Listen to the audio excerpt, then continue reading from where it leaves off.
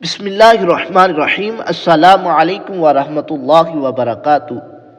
پریشانیوں سے کفایت کرنے والی دعا۔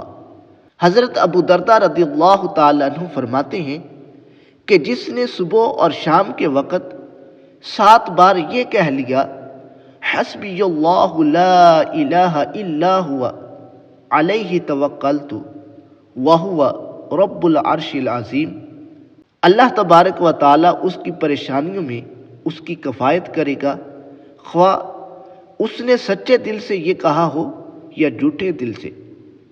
کوشش کرنی چاہیے کہ کوئی بھی دعا مانگے، کوئی بھی وظیفہ کرے، کوئی بھی عمل کرے، اس میں اخلاص ہو، وہ کام کرتے وقت دل کسی اور چیز کی طرف مشغول نہ ہو، وہ کام ناجائز اور گناہ کا کام نہ ہو، وہ کام کرتے وقت اللہ تبارک و تعالیٰ کی رحمت پر یقین ہو، اور اگر ہمارا وہ کام پورا نہ ہو تو کسی سے شکوے شکایات نہ کریں کہ میں نے فلاں دعائیں مانگی، میں نے فلاں وظیفے کیے، فلاں عمل کیے، لیکن کوئی کام نہیں بنا۔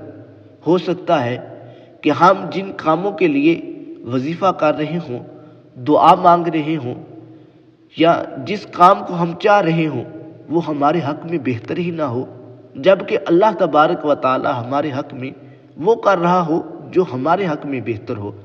تو یہ دعا کرنی چاہیے کہ اے اللہ، میں نہیں جانتا، تو علیم بذات الصدور ہے، تو بہتر جاننے والا ہے، لیکن میرے حق میں جو بہتر ہے وہ کر دے۔